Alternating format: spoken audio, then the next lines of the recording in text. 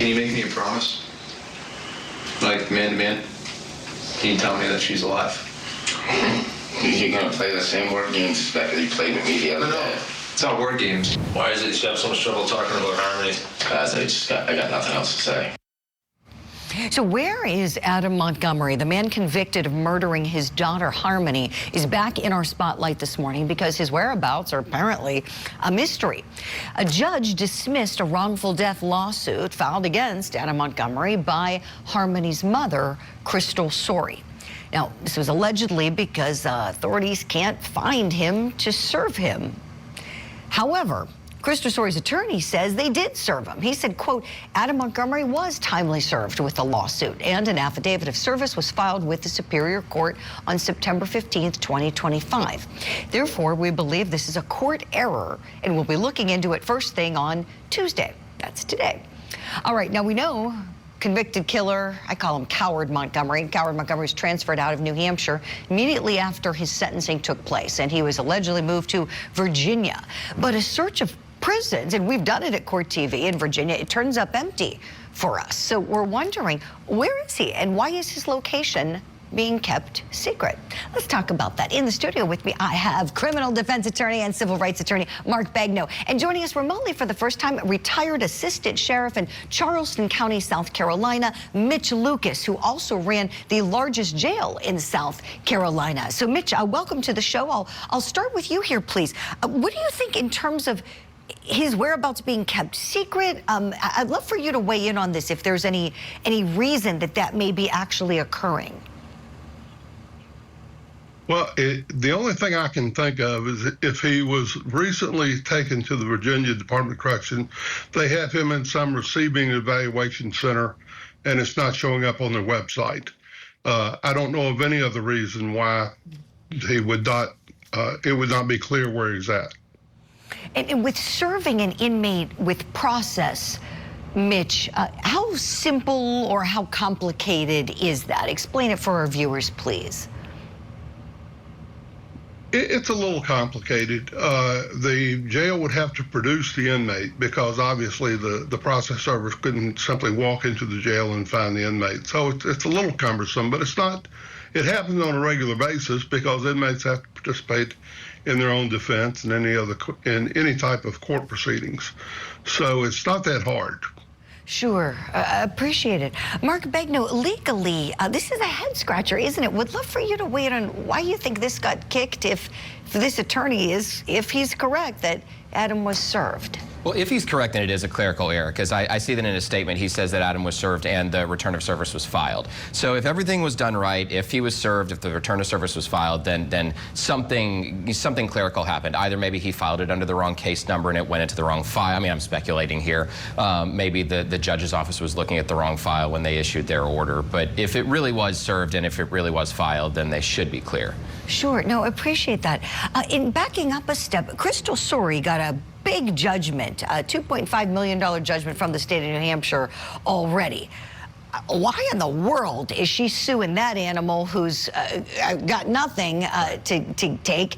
What do you think about that? I mean, it's a head scratcher, right? Why do you sue? Why are you going to put that much resource and energy into suing somebody that you can't really get a recovery out of? What struck me, though, was the timing of it, because it's my understanding that that lawsuit was filed about a month after that $2.5 million judgment. And so I don't know if behind the scenes there might be some fight over that money. I mean, I don't know what's going on behind the scenes. I know that in most states, a person can't collect in a wrongful death lawsuit if they're the one that causes the death. So if you kill your husband, you kill your wife, you kill your child, you can't then sue somebody else for wrongful death and collect.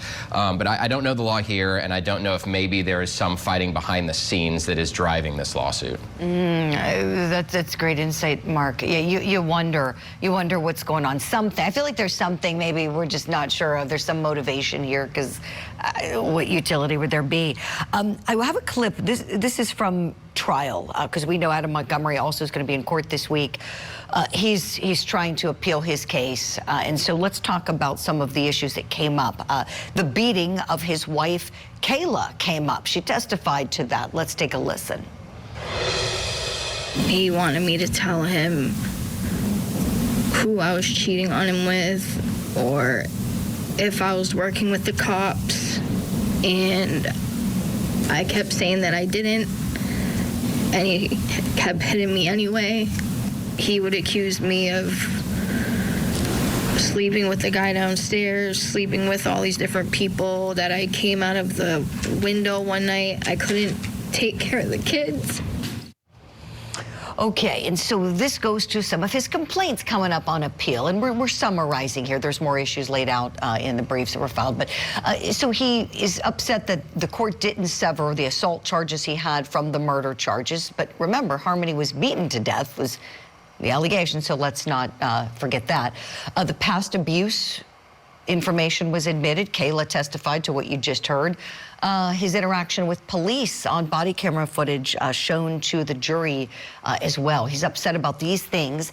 Mark Begnaud, is there anything that you think has legs here?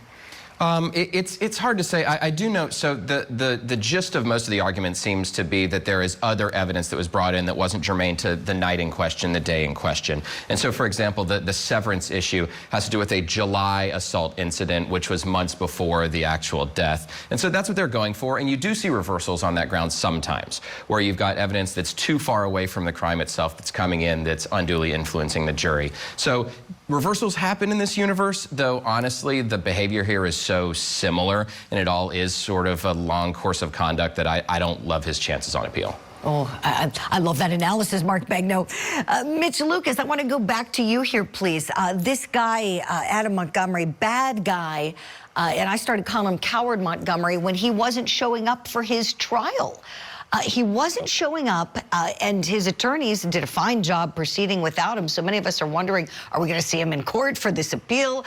Would you speak to what it's like when you have an inmate like that who doesn't want to do what they're supposed to do? It comes time for their trial. They should be showing up for their trial, but, you know, if they don't, they don't. What's that like when they fight you on that in the jail and you go to transport them and they may make it difficult on the deputies? It makes it a high-risk transport, high-risk housing, and you have to take particular caution with them because if they're being that disruptive with regard to court proceedings, they're that disruptive with jail operations as well. Yeah, oh, I bet. Does he seem like a dangerous guy to you, Mitch? And I guess part two of that question, I also wonder if he's got a target on his back because he's a child killer. Would you weigh in on those things, please? Both. What I've read about the case, he would be a maximum security type of inmate and one that you would have to protect the staff from and protect him from other inmates. It's not unusual for people who kill children to have a bad time of it in prison.